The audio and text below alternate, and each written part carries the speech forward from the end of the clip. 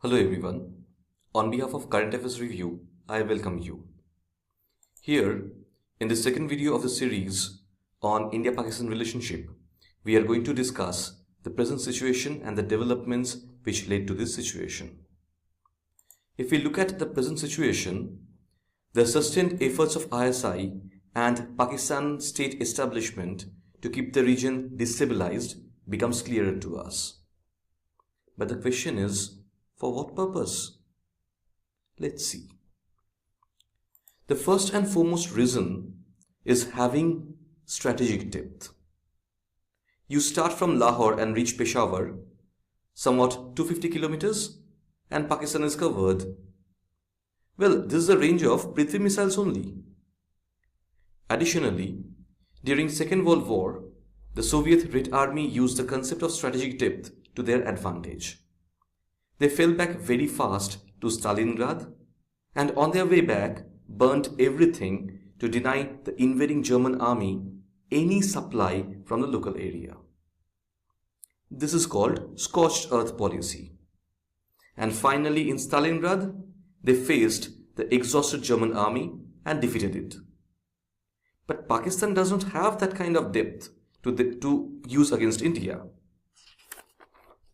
However, they may have it if Afghanistan becomes their stooge. Secondly, they also need a regular flow of militants. Even at the height of militancy in 1990-96, every 4 out of 5 militants was either a Pakistani or an Afghan. Other than Hizbul Mujahideen, both Lashkar-e-Taiba and Jaish-e-Mohammed cadres were primarily consisting of terrorists from these two countries only, and not from Kashmir Valley. Thirdly, for keeping India busy with internal security situation. And for these purposes, they destabilized Afghanistan as well. At first, by creating elements like Hekmatyar group, headed by a corrupt warlord Gulubuddin Hekmatyar, and Haqqani network, headed by Maulavi Jalaluddin Haqqani. With their help, ISI converted South and Southeastern Afghanistan into opium-producing region for funding their illicit activities and thus formed the presently infamous Golden Crescent. Secondly, aiding and abetting Taliban, a much more potent force formed by Mullah Muhammad Omar. Similarly, with the before mentioned objective, in 1987 around, the then military dictator of Pakistan, General Zia-ul Haq, and his chief of ISI, Lieutenant General Hamid Gul, unveiled the policy of Proxy War, or the concept of bleeding India through 1,000 cuts. This resulted in the promotion of terrorism in the subcontinent, especially in India. And one incident after another kept on happening. Some of them are the Khalisani movement. Well, it needs to be mentioned here that Khalisani movement initiated much earlier than this unveiling of the new policy of Proxy War. This was perhaps the test case for Pakistan for this policy. Then came the terrorism in Jammu and Kashmir, the nexus between Tiger Memon, Dawood Ibrahim and ISI behind the 1993 Bombay bomb blast. Then came the Kargil conflict of 1999. In 1999 only, the hijacking of Indian Airlines plane IC-814. Then came the attack on Indian Parliament in 2001. Then came the Mumbai train blast in 2006. Then the most infamous incident of Mumbai attack on 26/11/2008. Then the support to insurgent groups in northeastern India using Bangladeshi soil and Nepali soil. And finally, the formation and support to organizations like Students Islamic Movement of India or SIMI and Indian Mujahideens, and nurturing elements like Yasin Bhatkal, who organized and conducted incidents like the Hyderabad twin blasts. However,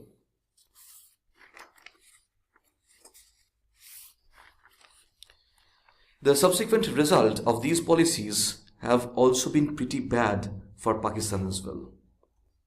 There have been severe backlash of these faulty policies of Pakistani administration, and it is the ordinary people of Pakistan who paid the price.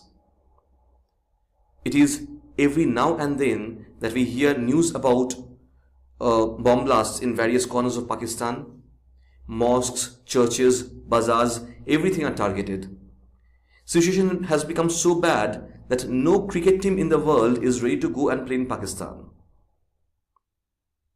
Simultaneously comes, which you have on the screen, this genesis of Tehreek-e-Taliban Pakistan. With the war on terror in Afghanistan, we saw the rise of Tehreek-e-Taliban Pakistan. This is a faction of Taliban in Pakistan. How did it happen? Well, initially, Pakistan used the Pashtun tribes of South and Southeastern Afghanistan to prop up Taliban in Afghanistan and control Afghanistan with their help.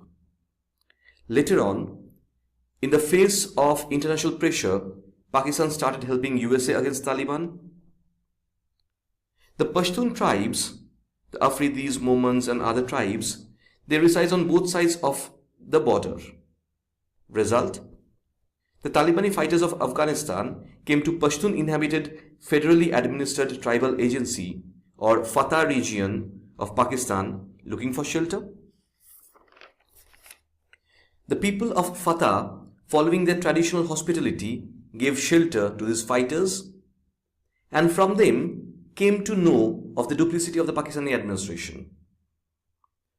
The ignorance of the administration, the deprivation of this region, they were already there.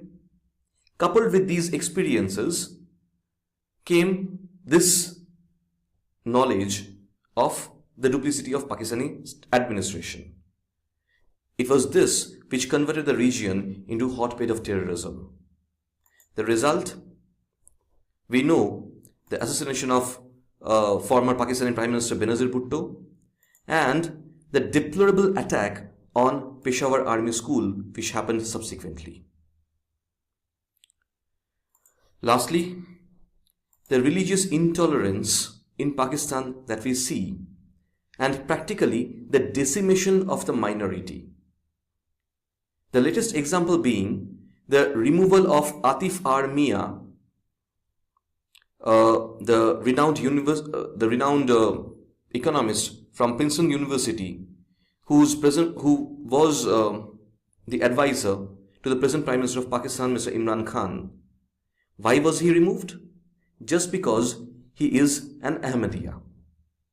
Today, the percentage of minorities in Pakistan has come down to as low as 3%.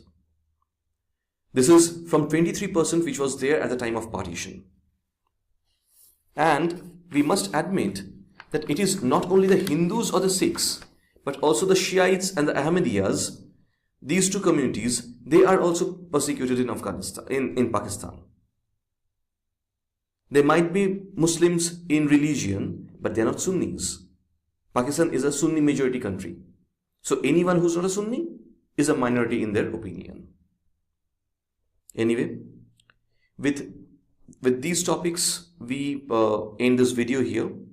A number of aspects which describe the present scenario in Pakistan, the present situation in Pakistan, like the role of armed forces in shipping policies, the present economic crisis, they are still left to be discussed, which we will be doing in the subsequent video on this topic.